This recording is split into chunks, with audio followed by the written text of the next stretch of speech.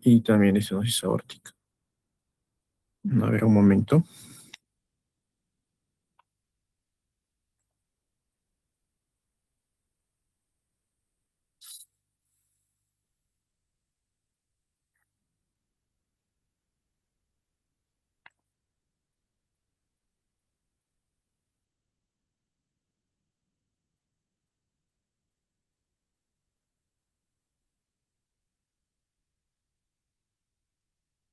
¿Qué, verdad?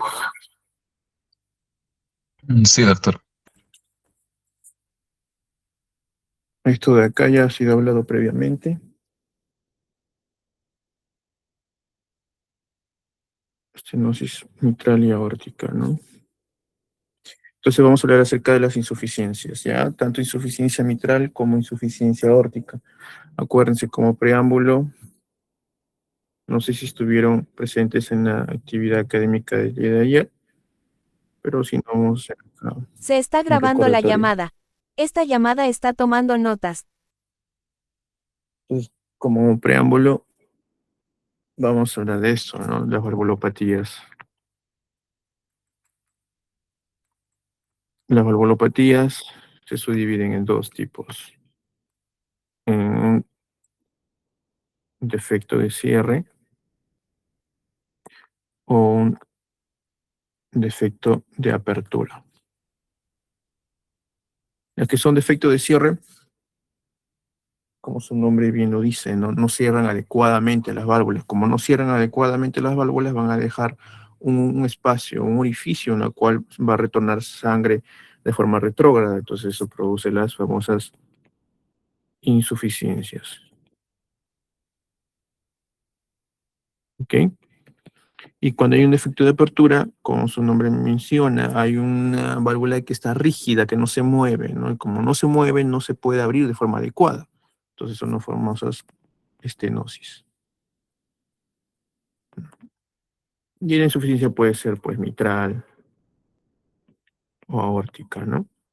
Hablando netamente del lado izquierdo, porque el lado izquierdo son los más frecuentes, ¿no? El lado derecho también sucede lo mismo, pero en este caso el lado izquierdo vamos a hablar, mitral y aórtica, ¿ok? Entonces, como hay insuficiencias, que producen las insuficiencias, una hipertrofia excéntrica, ¿no? Y las estenosis que producen una hipertrofia en el corazón, pero concéntrica. Sobre todo la aórtica, ¿no? La aórtica nada más produce una hipertrofia concéntrica, porque la estenosis mitral no produce una hipertrofia del ventrículo izquierdo, solo la aorta, ¿no? En cambio, la insuficiencia, tanto la mitral como la aórtica, sí me van a producir una hipertrofia excéntrica del ventrículo izquierdo, ¿ok? Entonces, hablemos de insuficiencia mitral, ¿no? La insuficiencia mitral, ¿qué viene a ser? Entonces, un defecto de apertura o de cierre. Entonces, más o menos aquí, este ejemplo anterior, como es una insuficiencia mitral, o sea, no se va a cerrar de forma adecuada, ¿no? Es un defecto de cierre de la válvula mitral, ¿no? No cierra de forma adecuada, va a dejar un espacio muerto, un espacio en blanco, en el cual va a regurgitar la sangre. Hablando en gráficas, es esto, ¿no? Este es tu ventrículo izquierdo, tu válvula mitral y tu aurícula izquierda. Al momento de que cierra tu válvula mitral, para dar inicio a la sístole, van a dejar este espacio en blanco. Entonces, como va a dejar ese espacio en blanco y la presión del ventrículo izquierdo incrementa porque está iniciándose la sístole, la contracción isovolumétrica, como incrementa la presión, esta sangre que está en el ventrículo izquierdo va a retornar hacia la aurícula izquierda, ¿no? Y otro volumen de sangre va a irse hacia la aorta, ¿no? Esa es la insuficiencia mitral, ¿no? Que en la fase sistólica, cuando hay un aumento de la presión del ventrículo izquierdo, con la contracción isovolumétrica, la sangre va a salir expulsada hacia la aurícula izquierda y cuando entra la fase de eyección, la otra fase del ciclo cardíaco, la sangre va a ser expulsada hacia la aorta y va a continuar siendo expulsada hacia la aurícula izquierda, ¿no? Esa es una insuficiencia mitral. ¿Cuáles son las causas de insuficiencia mitral? Tenemos la crónica y tenemos la aguda. La crónica es la que es mejor tolerada clínicamente. En cambio, la aguda no. No se tolera clínicamente, produce síntomas severos, como dice agudo, muy rápidos, ¿no? Entonces, ¿cuáles son las causas de una insuficiencia mitral crónica? Una fiebre reumática, prolapso de la válvula mitral o una degenerativa, ¿sí? Sí. Suena de Barlow sobre todo, ¿no? De Barlow. En los casos de una insuficiencia mitral aguda, endocarditis infecciosa o una enfermedad coronaria, o sea, un infarto agudo de miocardio, ¿no? ¿Un infarto agudo de miocardio te puede producir insuficiencia mitral aguda? Sí. ¿Por qué? Acá están los músculos papilares, ¿ok? Son dos músculos papilares con sus cuerdas tendíneas. Entonces, los músculos papilares, el anterolateral y el posterolateral, uno de ellos está irrigado por una sola arteria. Bueno, estos músculos papilares tienen una irrigación coronaria.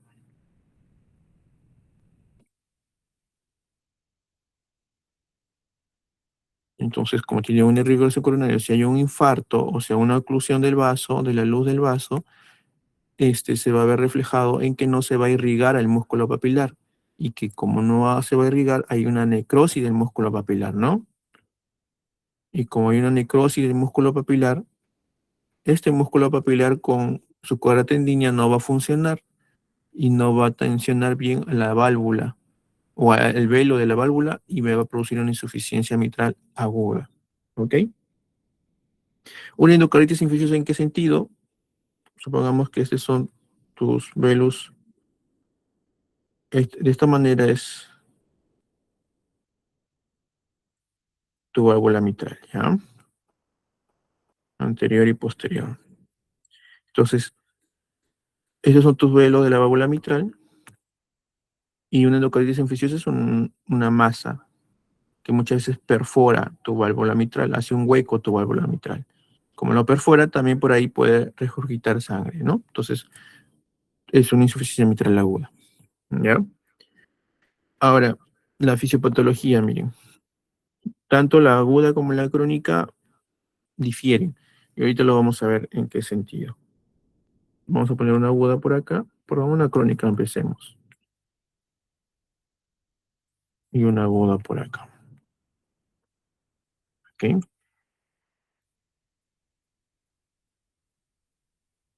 Entonces tienes tu ventrículo izquierdo, tu velo de la válvula mitral y tu aurícula. ¿Qué pasó?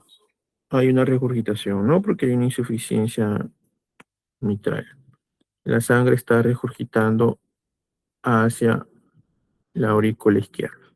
Como la sangre está regurgitando hacia la aurícula izquierda, ¿qué va a pasar? Y acá quienes llegan, las venas pulmonares, ¿no? Acá llegan tus 4 venas pulmonares que traen sangre oxigenada, te traen la sangre oxigenada del pulmón, ¿no? Perfecto. Que ya pasó por la hematosis y todo lo demás, por la membrana alveolar y se llena de sangre tu aurícula. Pero miren, así como llega sangre de la aurícula, de las venas pulmonares hacia la aurícula, también va a llegar sangre del ventrículo izquierdo hacia la aurícula de forma retrógrada por la insuficiencia mitral. Entonces tu aurícula va a acumular mayor cantidad de volumen sanguíneo. Entonces, al momento de acumular mayor cantidad de volumen sanguíneo, va a ejercer más presión para expulsar toda esa sangre hacia el ventrículo en el siguiente ciclo cardíaco. Entonces, como va a incrementar sus presiones, a la larga, ¿qué va a hacer la aurícula izquierda? Porque si esto se incrementa sus presiones, también va a incrementarse la presión en la vena pulmonar. Y al incrementarse la presión en la vena pulmonar, ¿qué te produce? Congestión pulmonar. ¿Ok? Congestión pulmonar. Entonces, para evitar eso, el músculo de la aurícula va a hacer que se dilate, se va a dilatar. para poder abarcar mayor cantidad de volumen sanguíneo. Abarcar mayor cantidad de volumen sanguíneo y así evitar que no se aumente las presiones en la aurícula, porque si aumentamos las presiones en la aurícula va a producir esto.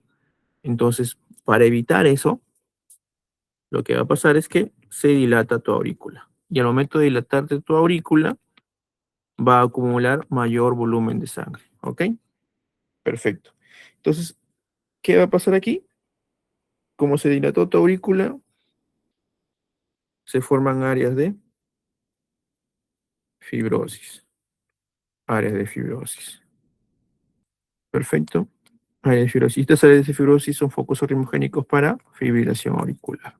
Entonces tienes un paciente con una aurícula muy grande y con arritmia, que es fibrilación auricular, y que tienes pozos de sangre que no se movilizan porque la aurícula está muy grande, que produce a la larga trombos. Y esos trombos, ¿dónde se van? Al cerebro y forman ACV. Perfecto. ¿Qué más va a pasar? Lo que va a pasar aquí es que también, así como retorna sangre hacia la aurícula izquierda y llega sangre también de las venas pulmonares, todo ese volumen sanguíneo que se acumula en la aurícula va a ingresar al ventrículo. Entonces va a ingresar mayor volumen sanguíneo, va a incrementarse el volumen sanguíneo del ventrículo.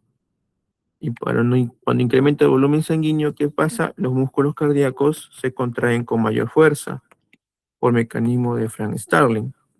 Pero un momento en que es tanto el volumen sanguíneo que tiene que expulsar, que ya el ventrículo izquierdo no va a dar. Entonces su paso adaptativo a esto es que se dilate. Ese es el paso adaptativo del ventrículo izquierdo, que se dilate. ¿Ok? Entonces, una vez que se dilate, va a poder acumular mayor volumen sanguíneo. Mayor volumen sanguíneo. Entonces, a la larga, en una insuficiencia mitral crónica, ¿ah? Para poder compensar esos mayores volúmenes de sangre que hay entre la aurícula y el ventrículo, lo que va a pasar va a ser un crecimiento tanto de la aurícula como del ventrículo. ¿Ok? Va a haber un crecimiento tanto de la aurícula como del ventrículo, van a crecer. Entonces va a estar una dilatación todo ese lado, ¿no? Va a estar dilatado todo tu ventrículo. Aparte que también va a haber una fibrilación auricular, ¿no? En ese hipotético caso. Ya, ¿y qué va a pasar en el lado derecho, no? Entonces, siempre hablamos del lado izquierdo, pero el lado derecho no hablamos. Entonces, como está todo dilatado, las presiones del lado izquierdo se incrementan y eso va a hacer que tu vena pulmonar también se incremente, tu presión. Entonces, para evitar esta congestión pulmonar, ¿qué va a pasar? Hipertensión pulmonar. La presión de la arteria pulmonar también se va a ver incrementado a la larga. Y como, vamos a orar esto, ¿ya? Y como se va a producir una hipertensión pulmonar a la larga, acá tienes tu lado derecho, aurícula derecha, ventrículo derecho, tu arteria pulmonar. Como la presión de la arteria pulmonar va a estar incrementada, ¿correcto? Tu ventrículo derecho no va a soportar incrementos de las presiones, porque el ventrículo derecho solamente es volumen dependiente. Entonces, como no va a soportar, se va a dilatar. O sea, tu ventrículo derecho también se dilata, sí, también se va a dilatar el ventrículo derecho. Y al momento de dilatarse el ventrículo derecho, mire, tu válvula tricuspidia, que antes nacía más cerca, ahora va a nacer más lejos, se va a alejar. Y aquí va a producir una insuficiencia o va a producir una insuficiencia tricuspidia. ¿Y eso qué va a hacer? Que se dilate tu aurícula derecha. Pues se dilata todo tu lado derecho, ¿no? Todo el lado derecho se dilató. Perfecto. Acá quienes llegan, las venas cavas, tanto superior como inferior. Si todo tu lado derecho está dilatado, hay hay un aumento de la presión arterial pulmonar. Hay una insuficiencia tricuspidia que probablemente sea severa. Hay incremento de las presiones de todo el lado derecho. ¿Qué va a pasar con las cavas tanto inferior y superior? También va a incrementar de presiones. Entonces, ¿cómo que viene el paciente? Si es de la vena cava superior, ingurgitación yugular, reflujo hepato-yugular, ¿no? Si es la cava inferior, ¿qué te viene? Con ascitis, hepatoesplenomegalia, viene con edema de miembros inferiores, ¿no? Con toda esa clínica ya te está viniendo el paciente. Entonces, ya más o menos te imaginas cómo viene un paciente con esta complicación de esta valvulopatía, ¿no? Pero siempre y cuando sea crónica. Pero, ¿qué pasaría si fuese aguda, miren? Por un infarto agudo de miocardio. Sobre todo por infarto del músculo posterolateral, porque el anteromedial tiene doble irrigación, o sea, dos arterias diferentes irrigan ese músculo anterolateral, pero el posteromedial solamente está irrigado por una sola arteria, entonces es fácil de que se pueda necrosar en un infarto. Entonces tienes acá tu lado aurícula izquierda y tu ventrículo izquierdo, ¿ok? Tienes aquí tu válvula mitral. Se infartó o hubo una perforación, acá hay un huequito y por una endocarditis, por ejemplo, y por ese huequito, hay una insuficiencia mitral que es severa, ¿no? Entonces, ¿qué va a pasar? De la sangre que está en el ventrículo izquierdo, en sístole, como se contrae, una parte va a ir a la aurícula izquierda y otra parte va a ir a la aorta, ¿no? Pero como es agudo, a diferencia del anterior, no le va a dar tiempo. O sea, esta severidad es agudo. En cambio, en la anterior, primero empieza a ser leve, luego empieza a ser moderada, luego pasa a ser severa. Y a eso le va a dar tiempo a que se genere todos estos cambios al corazón para poder tratar de adaptarse a esa enfermedad de la válvula. Pero en cambio, en este caso, es aguda. Entonces, forma una insuficiencia mitral severa, pero aguda. No le va a dar tiempo al corazón a que se pueda dilatar. Entonces, como aquí va a haber un aumento de volumen de la aurícula, y aquí llegan las venas pulmonares, va a haber un incremento de la presión de la aurícula izquierda. Hay un incremento de la presión de la aurícula izquierda. Y como no se va a dilatar porque es agudo, también se va a incrementar la presión en la vena pulmonar. Como se incrementa la presión en la vena pulmonar, acá tienes tu alveolo, tu membrana alveolo-capilar, ¿no? La vénula capilar, la arteriola pulmonar. Entonces acá está aumentada la presión. ¿La qué? La presión hidrostática. Como está incrementada la presión hidrostática, ¿qué pasa? Hay fuga, se rompe el mecanismo y hay fuga, ¿ok? Hay congestión pulmonar. Y no solamente congestión pulmonar, si sigue aumentando, si esto no se resuelve pronto, esa fuga de líquido va a pasar al alveolo y hace un edema agudo de pulmón. Entonces, esa es la complicación clínica entre una insuficiencia mitral aguda versus una insuficiencia mitral crónica, ¿no? Una insuficiencia mitral crónica. Ok, entonces, sigamos. Entonces, esta es la insuficiencia mitral. Clínicamente, ¿cómo vamos a ver al paciente? Entonces, más o menos ya lo vimos acá, en la clínica que puede ser fibrilación auricular, trombos, ACV, va a haber ascitis, hepatoesplenomegalia, edema de miembros inferiores, ingurgitación yugular, reflujo hepatoyugular. Aparte de eso, como hay una arritmia o el corazón trabaja a veces muy rápido y muy intenso, puede haber palpitaciones. ¿Qué más? Como si es que el paciente hace algún esfuerzo mínimo que sea, el corazón va a tener que trabajar más rápido. Y al trabajar más rápido, no va a bombear la cantidad de sangre suficiente a su organismo porque una cierta cantidad retorna a la aurícula, que hay disnea de esfuerzo. Y no solamente eso, puede haber disnea paroxística nocturna, ortopnea, ¿ok? Perfecto. En la aguda se caracteriza sobre todo por el edema agudo de pulmón, ¿no? El edema agudo de pulmón. La insuficiencia mitral, al examen físico, ¿qué vamos a encontrar? Primero, pulsos. ¿Cómo vamos a notar el pulso? O sea, no puede haber, puede ser que el pulso esté normal, ¿ok? Pero si tú tienes una complicación, que ya lo vimos, que es la fibrilación auricular, vamos a encontrar el pulso llamado deficitario, ¿no? Deficitario. ¿Y en qué consiste el pulso deficitario? Simplemente es esto. Supongamos que este es el pulso, ¿ya? ¿Qué consiste el pulso deficitario? Que la frecuencia cardíaca central es mayor en 10 latidos por minuto que la frecuencia cardíaca periférica.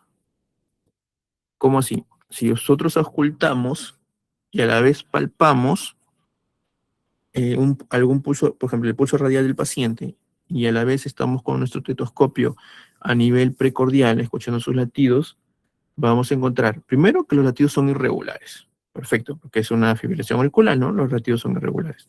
Y si nosotros contamos los latidos en un minuto con nuestro estetoscopio, vamos a encontrar, por ejemplo, 90 con nuestro estetoscopio, o sea, la frecuencia cardíaca central.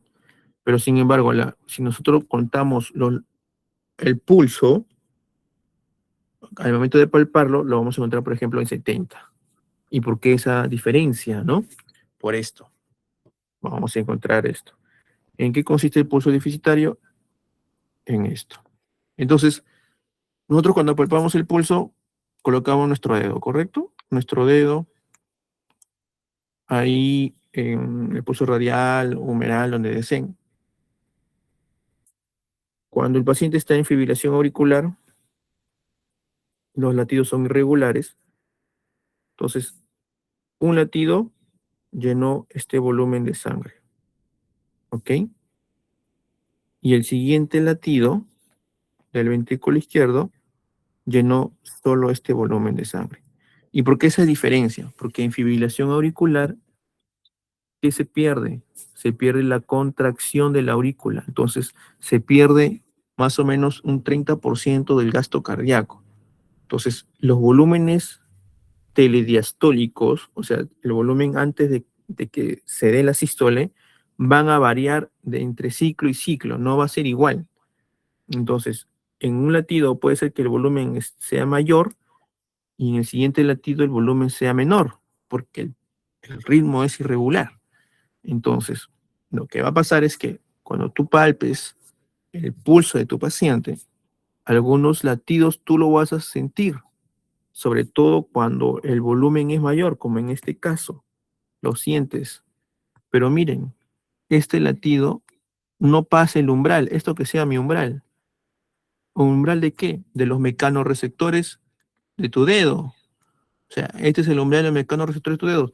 Miren, este latido, este y este, tanto A y B, no fueron percibidos por nuestro dedo, por nuestros mecanorreceptores. ¿Por qué? Porque el volumen sanguíneo que se expulsó en ese momento fue poquísimo, fue poco. Entonces, no generó una buena onda del pulso.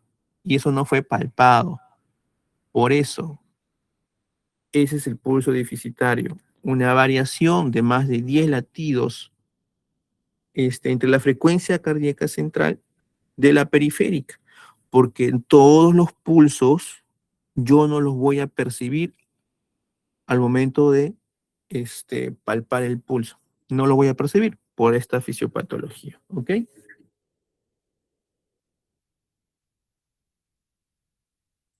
Continuemos. Entonces, ¿puede haber pulso deficitario? Sí, si es que hay fibrilación auricular, puede haber pulso deficitario. Luego continuamos aquí, que sea 1, 2. La semiología cardiovascular, a nivel cardiovascular. La inspección. ¿Qué vamos a ver en la inspección? Lo primero que es, hay que ver, ¿no? ¿Qué ha pasado con tu ventrículo izquierdo? Se ha dilatado, ¿verdad? Está más grande. ¿Y dónde se encuentra el impulso apexiano? En el quinto espacio intercostal izquierdo, línea media clavicular, ¿verdad? Ese es el impulso apexiano. Si nosotros le decimos al paciente, levántate el polo, para examinarlo, vamos a ver ese impulso apexiano más o menos desplazado. O sea, puede estar en el sexto, en el séptimo, desplazado hacia la izquierda y hacia abajo. Ese es el detalle característico de una insuficiencia mitral. Porque como hay un crecimiento del ventrículo izquierdo, está desplazado hacia la izquierda y hacia abajo. Y vamos a ver ese ventrículo izquierdo hiperdinámico. ¿Qué quiere decir hiperdinámico? Que vas a ver tú cómo se va a sobresalir. O sea, no lo vas a ver, lo vas a ver cómo con mucha fuerza expulsa mayor cantidad de sangre. Porque como le llega mucha sangre, por mecanismo de Frank-Starling se va a contraer con mayor fuerza. Y eso tú lo vas a ver al momento de examinarlo. A la palpación, lo que vas a hacer es corroborar que el impulso apexiano está desplazado. ¿Ok? Desplazado. ¿Qué más? La auscultación, ¿no? En la auscultación, por ejemplo, ¿cómo está el primer ruido? El primer ruido va a estar disminuido de intensidad, obviamente, ¿no? ¿Por qué? Porque no hay un adecuado cierre de la válvula mitral, porque no cierra de forma adecuada. Acuérdense que el primer ruido ¿por qué se da? Por cierre de las válvulas auriculoventriculares. Pero si la válvula mitral no se cierra de forma adecuada, entonces ese ruido va a estar disminuido, ¿no? Tiene que estar disminuido el primer ruido de la válvula, el primer ruido cardíaco, ¿no? Luego del primer ruido cardíaco, ¿qué va a pasar? Como se contrae el ventrículo izquierdo y la sangre retrocede o de forma retrógrada se va hacia la aurícula, va a formar un soplo decreciendo, ¿no? Es un soplo aspirativo en sístole y es holosistólico. ¿Qué quiere decir es holo? Que es en los tres tiempos, tanto proto, meso y tele. Todo el tiempo es holo, o pansistólico, como puedes mencionarlo, ¿no? Con irradiación, ¿a dónde se irradia? Hacia la axila, ¿no? Con irradiación axilar. Aunque hay un soplotipo aspirativo, holosistólico, con irradiación axilar y que el foco es en el ápex, ¿no? O sea, donde hay ese levantamiento, el impulso apexiano, que ya no está en el quinto espacio intercostal, porque lo más probable es que esté desplazado, ahí va a ser el foco para poder auscultar, ¿no? ¿Qué va a pasar con el segundo ruido? En el segundo ruido va a haber un desdoblamiento, ¿no? Entonces, como mencioné aquí, ¿por qué? Porque como la sangre que sale del ventrículo izquierdo pasa a la aurícula y pasa a través de la aorta, esa sangre que pasa a través de la aorta va a ser menos de lo normal, porque cierta parte pasó a la aurícula. Entonces, como es menos de lo normal, la válvula aórtica se cierra más antes. Entonces, por eso hay un desdoblamiento de segundo ruido característico, ¿no? La válvula aórtica se puede cerrar más antes, sí, por el menor flujo que sale hacia la aorta, ¿no? Perfecto. Un tercer ruido grave, puede haber un tercer ruido, sí, sobre todo miren, protodiastólico, o sea, el primer tercio. ¿Por qué? ¿Se acuerdan cuando hablamos de los ruidos cardíacos? Decimos que el tercer ruido, ¿en qué caso se da? Cuando hay un mayor flujo o mayor volumen que va a pasar desde la aurícula hacia el ventrículo.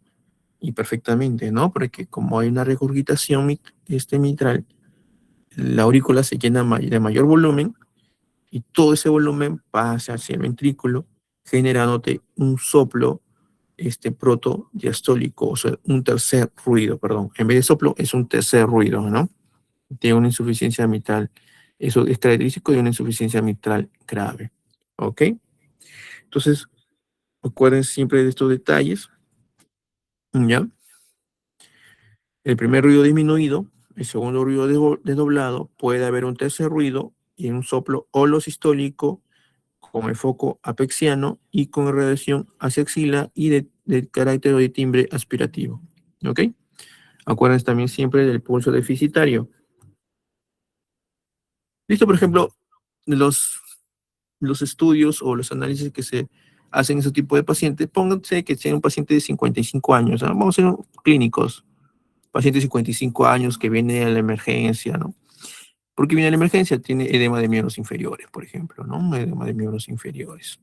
Tiene ascitis, o ya, que no tenga ascitis, solamente edema de miembros inferiores, y tú le dices que ves que tiene agitación yugular positivo, le haces el reflujo hepatoyugular, también es positivo, ¿no?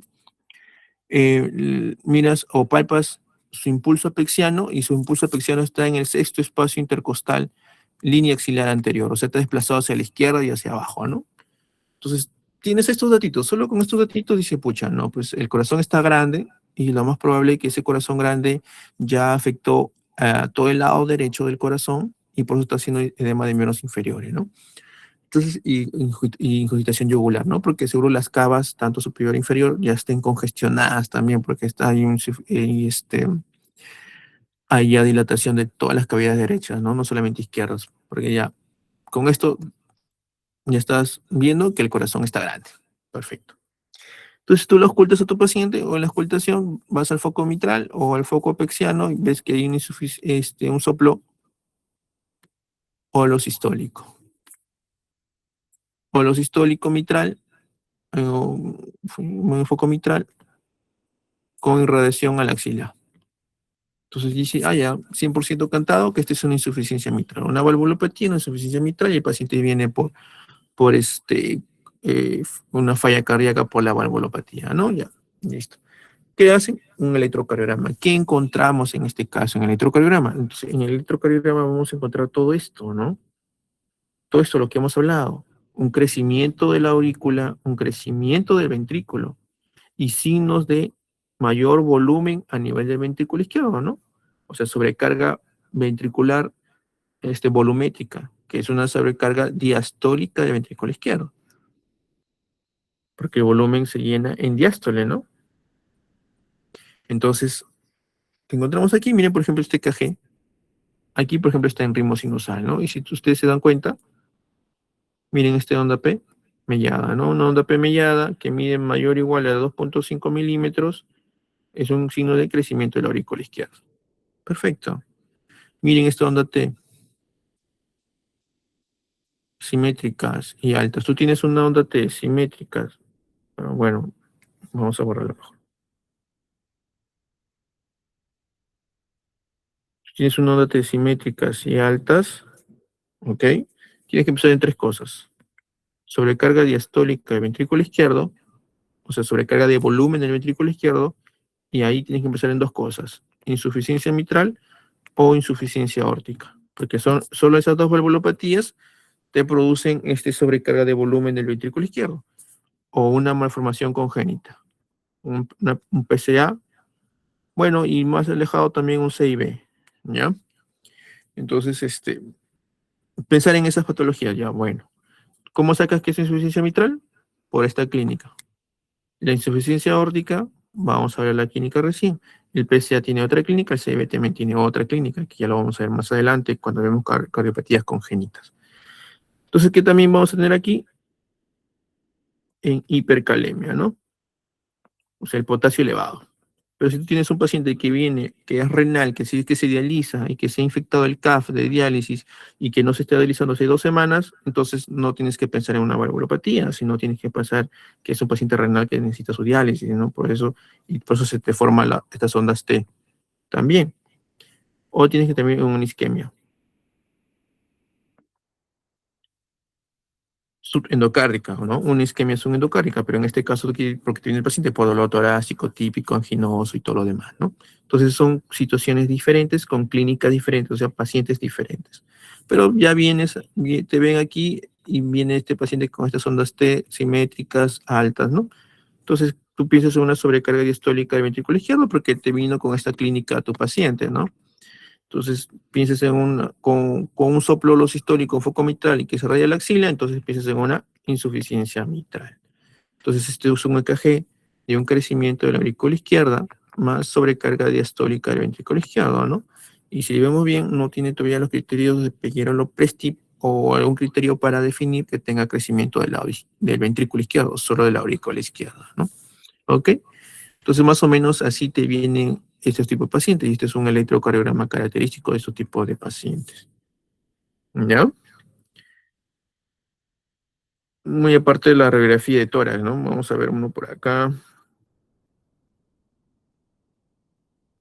Por ejemplo, tienes la radiografía de tórax y tu corazón está dilatado. Listo. De esta manera, ¿no? Todo tu lado izquierdo está dilatado, la punta está desplazada, más o menos ponen este espacio intercostal izquierdo, línea axilar anterior, ¿no? Listo. Y esa es una radiografía de tórax donde hay una insuficiencia mitral, ¿no? ¿Ya? Ok. Muchas veces vienen con cisuritis, infusión pleural o signos de congestión pulmonar, nada más, ¿no? Ok. Continuemos. Ahora, ya hablamos de insuficiencia mitral, hablaremos de insuficiencia aórtica. Se van a dar cuenta de que todas las valvulopatías, tanto la estenosis como la insuficiencia, llevan en su conjunto a un final en común. Entonces, la fisiopatología al final se juntan todas y es la misma. ¿Ok?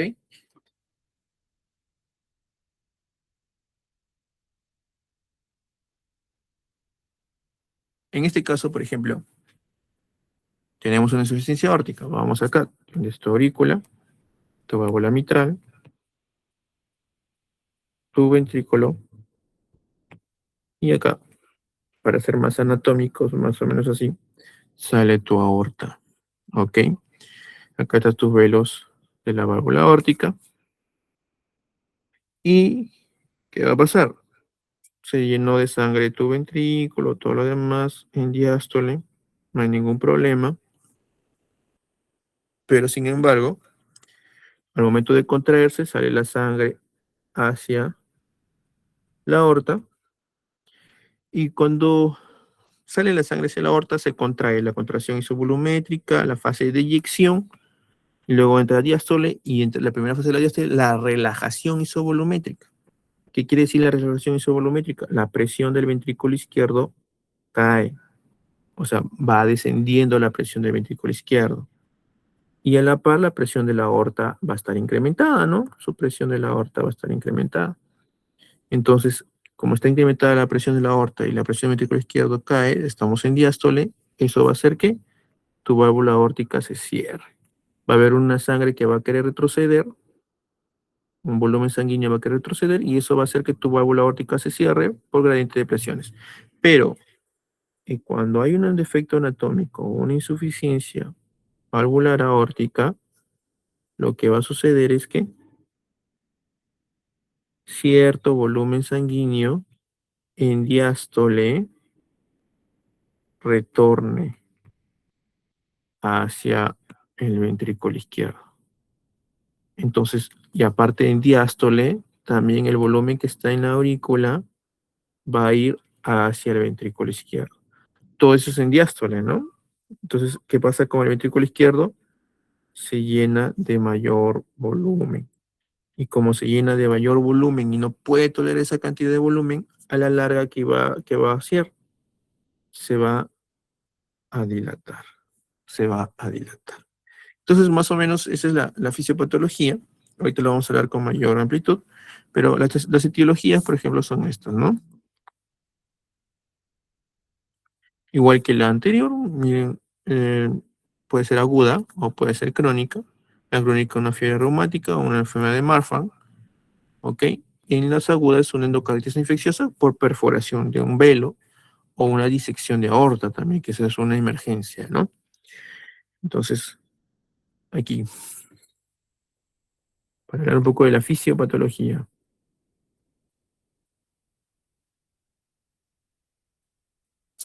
Entonces, acá tenemos nuestra aurícula, nuestra válvula mitral y nuestro ventrículo izquierdo. Y aquí sale la aorta, ¿no? Miren, la aorta va a estar junto al velo anterior del ventrículo de la válvula mitral. Este es el velo anterior de la válvula mitral y este es el velo coronariano de la aorta.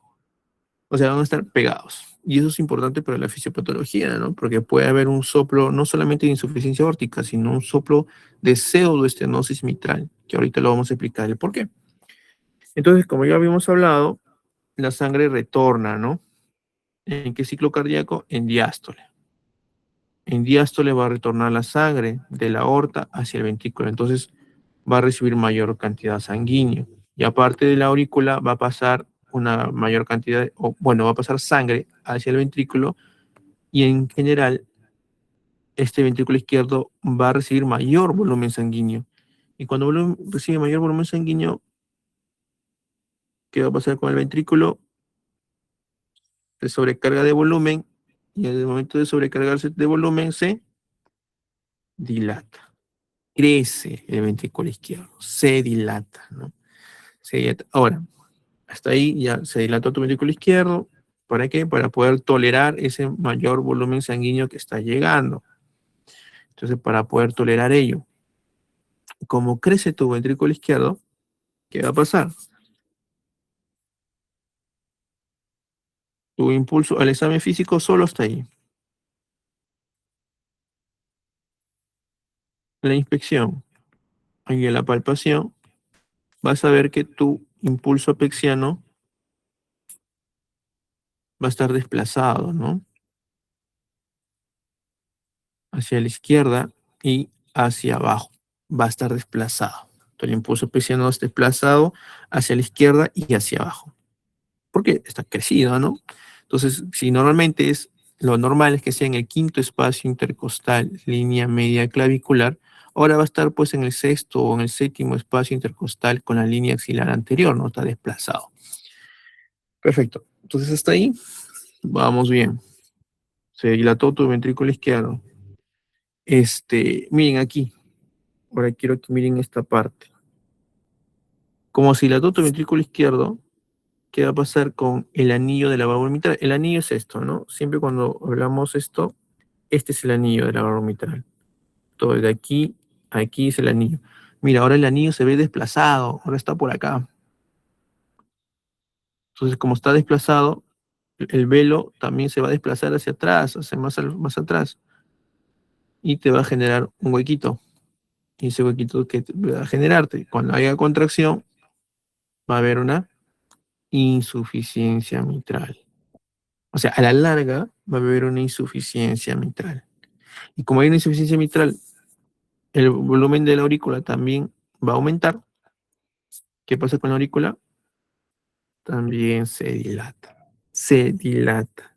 Entonces, sucede lo mismo que el anterior. A la final, a la larga, sí sucede lo mismo que el anterior. De una manera diferente, sí, de una manera diferente, pero a la larga todos tienen la misma alteración. ¿Ok? Las insuficiencias sobre todo. La estenosis es otro fisiopatología. Entonces, se dilata la aurícula izquierda. Ojo, se dilató tu aurícula izquierda. ¿Qué puede haber? Focos o áreas de fibrosis. ¿Y qué te puede producir? Fibrilación auricular. Lo mismo. Sí, lo mismo. Ya. Entonces, hasta ahí más o menos tienes la inspección, la palpación. Ahora vamos a ver la auscultación, ¿no?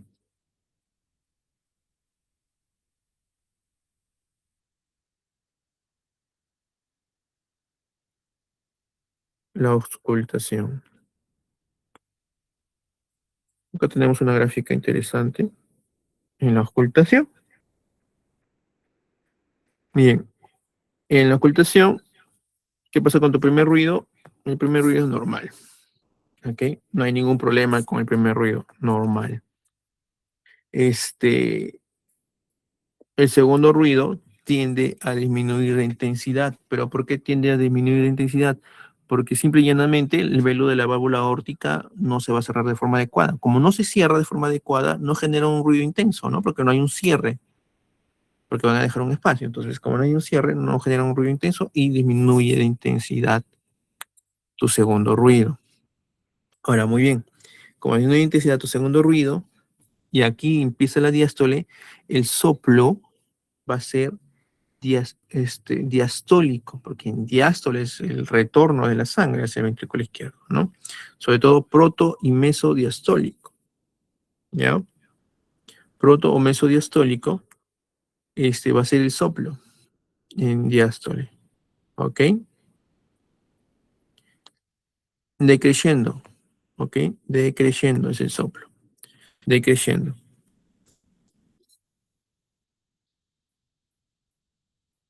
Y nunca es solamente, no es pan diastólico, solamente proto o mesodiastólico, ¿ok? Entonces vamos a ver aquí. Se oculta. El primer ruido, ¿cómo está? El ruido cardíaco puede estar normal, normal, ¿no? El segundo ruido cardíaco, ¿cómo está? Disminuido de intensidad. Tercer ruido cardíaco. ¿Puede haber tercer ruido cardíaco? Obviamente que sí, ¿no? Porque hay mayor volumen que está retornando. O sea, ¿puede haber un tercer ruido cardíaco? Sí, porque el ventrículo izquierdo está dilatado y a la larga produce también un incremento de volumen en la aurícula izquierda y ese incremento de volumen va a hacer que genere un llenado rápido del ventrículo izquierdo. ¿Puede ser un tercer ruido? Sí, puede haber un tercer ruido, ¿no? ¿Puede haber un cuarto ruido cardíaco? No, no, porque el cuarto ruido cardíaco es cuando hay hipertrofia del ventrículo izquierdo, pero hay una hipertrofia concéntrica, ¿no? En este caso es excéntrica, entonces no hay cuarto ruido. ¿Ok? Listo. ¿Podemos encontrar soplos? Sí. ¿Qué tipo de soplo? Ya habíamos visto un soplo diastólico, ¿no? Pero no todo lo diástole, sino proto o mesodiastólico. Decreyendo, ¿no? Decreyendo. ¿Y dónde se radia el soplo? Se radia a nivel paresternal izquierdo, ¿no? Ahí es donde se radia el soplo. ¿Y dónde lo vamos a ocultar? En el foco aórtico. ¿Dónde está el foco aórtico? Segundo espacio intercostal paresternal derecha, ¿verdad? Segundo espacio intercostal paresternal derecha. Correcto. Luego, vamos a encontrar un soplo característico que se le llama un soplo de Austin-Flynn. ¿En qué consiste el soplo de Austin-Flynn? Recuerden que le dije que prestemos atención a esta parte. Vamos a borrar.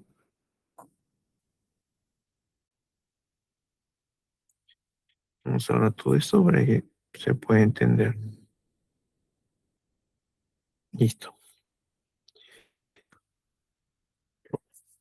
Ya. Entonces, estamos en diástole. Acá se va a generar, va a haber un huequito o un hueco por donde va a regresar la sangre de esta manera. Y como está en diástole, los velos de la válvula mitral tienen que estar abiertas, ¿no? Porque en diástole los velos de la válvula mitral se abren para poder llenar de sangre desde la aurícula hacia el ventrículo. Entonces el velo tiene que estar más o menos por acá. Vamos a poner otro color.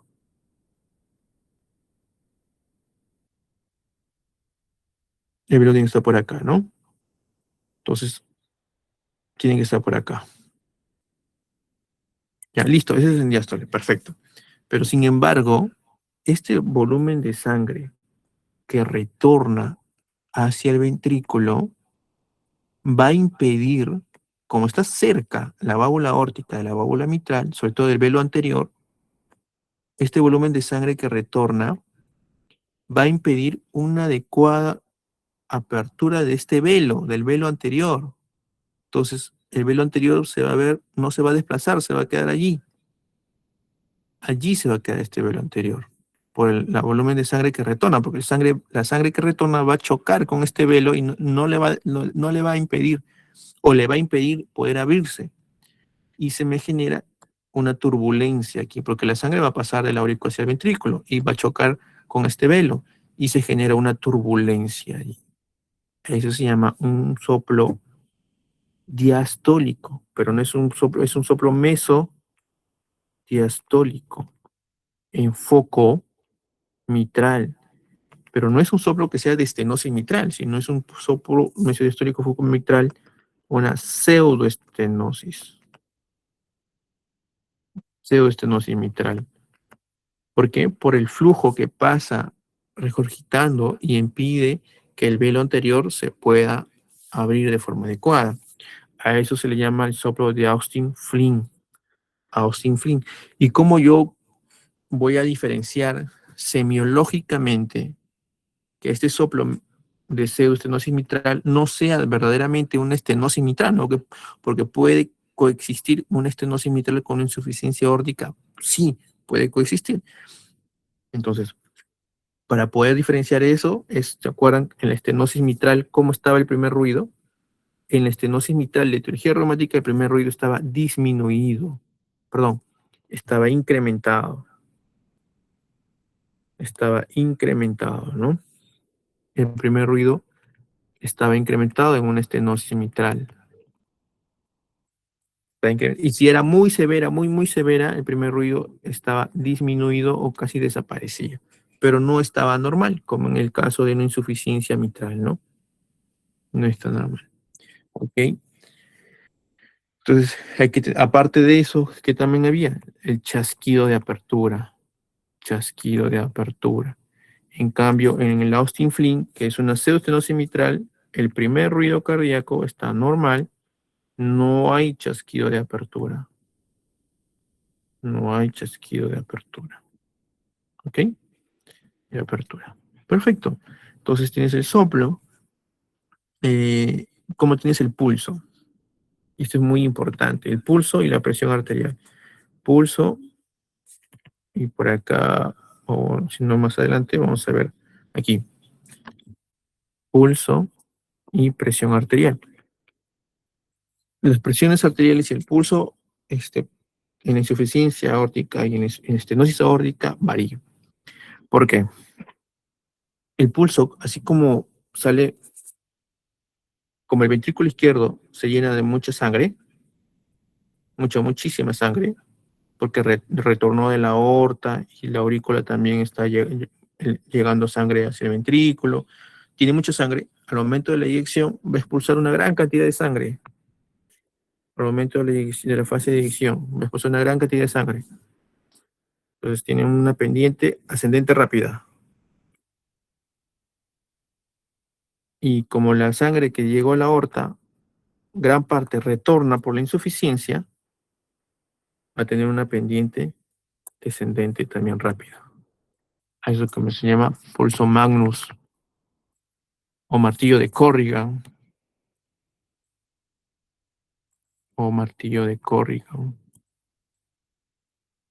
A diferencia de este tipo de pulso, ¿no? Parvus tardus, que este pulso lo da la estenosis aórtica, ¿no?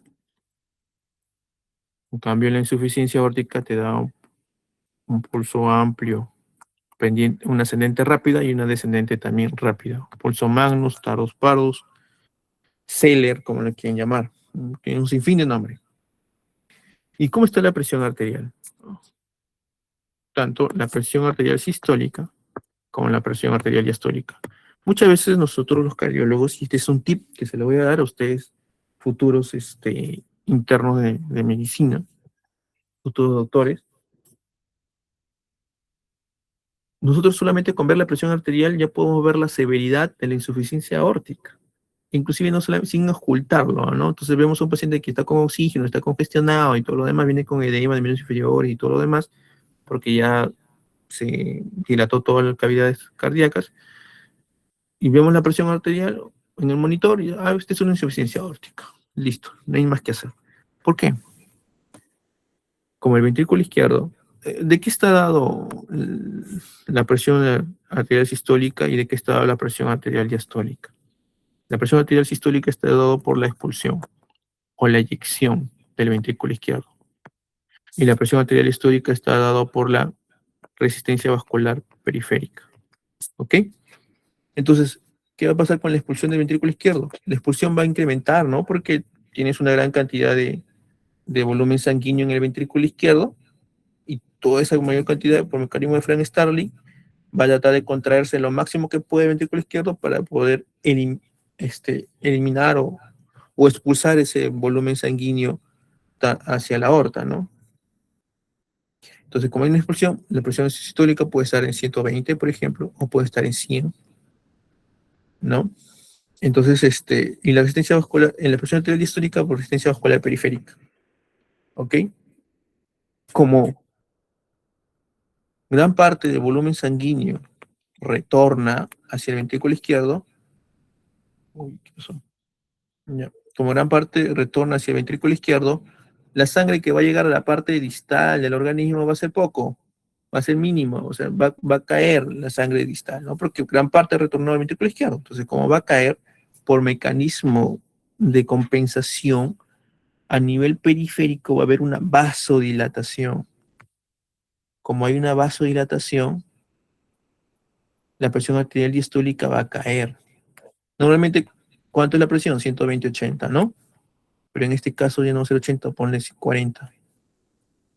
Ya, ponle 140. Como está 140, es que hay una gran diferencia desde que 60. ¿A qué se llama eso? Presión diferencial. Presión diferencial. Una gran presión diferencial me hace pensar en una insuficiencia aórtica. En una insuficiencia aórtica. ¿Y qué pasa en una estenosis aórtica? Su presión diferencial se acorta. Normalmente la presión diferencial debe ser 30, ¿no? Más o menos 10. Pero en una estenosis aórtica, por ejemplo, su presión es 90, 70, por ejemplo. ¿Por qué? Porque su presión diferencial se acorta. Entonces, esa es la variabilidad en las presiones arteriales. Inclusive hemos encontrado pacientes que tienen presión en insuficiencia aórtica severa 130 por la insuficiencia aórtica. Entonces, esa presión arterial diastólica muy reducida por la vasodilatación te hace pensar en una insuficiencia aórtica. ¿Ok? Una insuficiencia aórtica.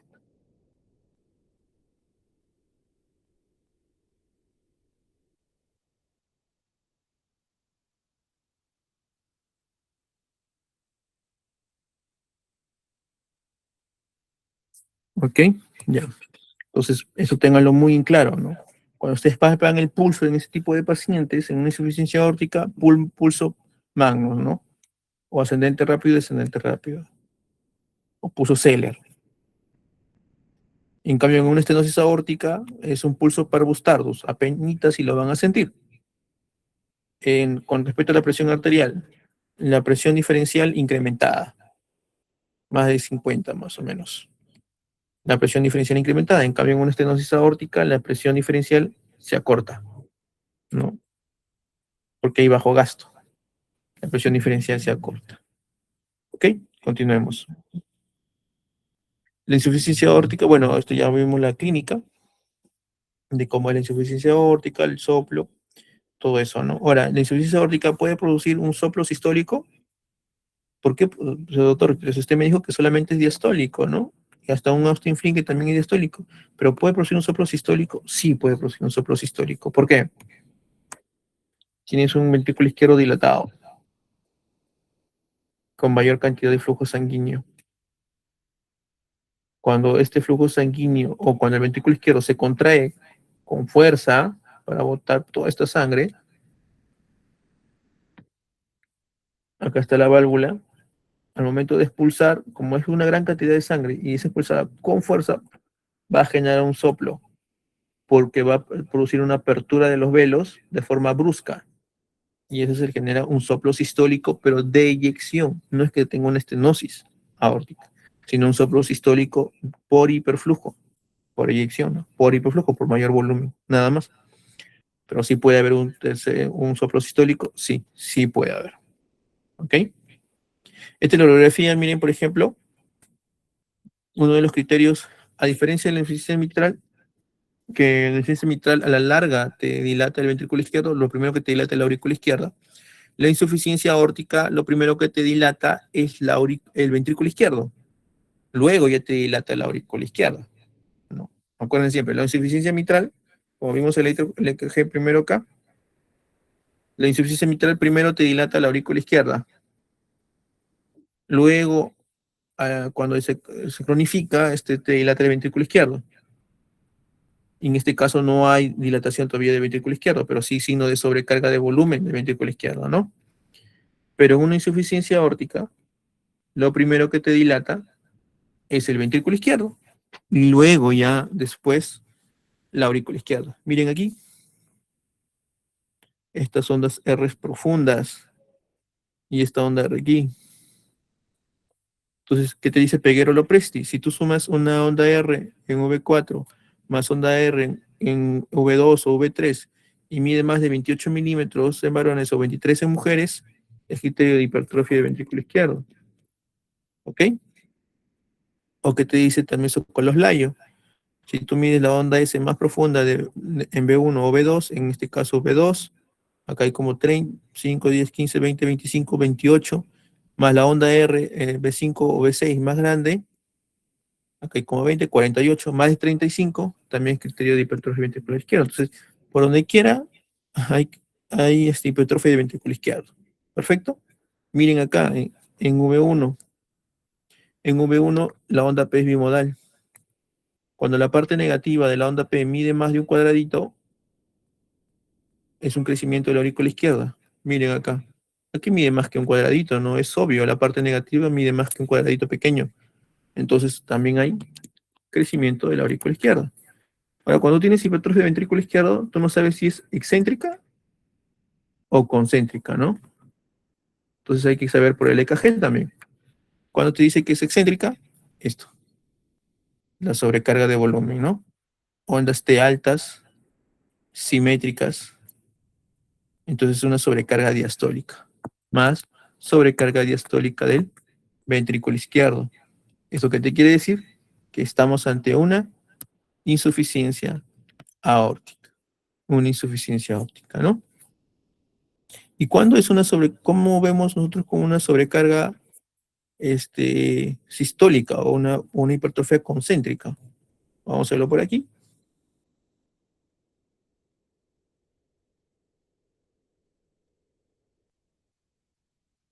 Ujú.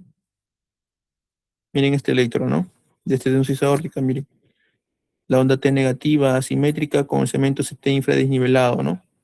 Esta es una sobrecarga sistólica del ventrículo izquierdo. Sobrecarga sistólica. Esta es una hipertrofia del ventrículo izquierdo, pero concéntrica. Y solo lo sacamos por los signos de sobrecarga. ¿Ok?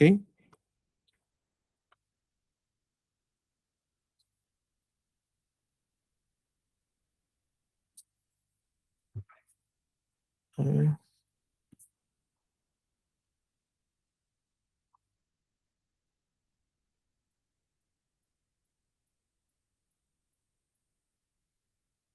Perfecto. Y acá está por último una radiografía de tórax, ¿no? Miren cómo está la punta. La punta está abajo y está desplazado hacia la axila ya. Entonces, el impulso pexiano, vamos a imaginar que estamos evaluando a este paciente, ¿ya? Entonces yo veo, a la inspección, veo que mi impulso pexiano aquí está latiendo mucho. Pum, pum, pum, pum, está latiendo aquí. Pum, pum. Entonces yo veo que mi impulso pexiano está desplazado hacia abajo, hacia la izquierda. Perfecto. Y yo veo que pum, pum, pum. Entonces, y en la inspección, como en la palpación, voy a poner yo impulso apexiano desplazado abajo y a la izquierda. ¿Qué más veo yo? Mira, todo este ventrículo izquierdo. Está dilatado el ventrículo izquierdo, ¿no? Está dilatado. Entonces hay crecimiento del ventrículo izquierdo, ¿no? Si tienes un crecimiento del ventrículo izquierdo con desplazamiento del impulso pexiano hacia abajo hacia la izquierda, esa es una insuficiencia aórtica, ¿no? Esa es una insuficiencia aórtica. En una insuficiencia mitral veríamos la aurícula mucho más grande, ¿no? Mucho más grande la aurícula. Pero en este caso no se ve. Entonces, esa es una insuficiencia aórtica, una radiografía típica de insuficiencia aórtica que tiene congestión, miren, tiene fusión pleural, ¿no? Tiene fusión pleural con tramas vasculares, congestión pulmonar, ¿ok? Y acá también tiene su congestión pulmonar, ¿no? Entonces está congestionado este paciente, ¿ok? Entonces, creo que no hicimos la clínica, hicimos sobre todo eso, la clínica que te viene, lo mismo, palpitaciones, disnea, primero empieza con disnea con el esfuerzo, y luego te hacen disnea paroxística nocturna, la ortopnia, ¿no? Estos son semiología todavía de clínica, en la primera clase creo que ustedes llevaron, ¿no? Cada uno de esos tiene su propia fisiopatología, del porqué de las cosas, ¿no? Entonces, chicos, eso sería todo. Espero que le hayan entendido la clase. Igual cualquier duda, háganos saber con su delegado.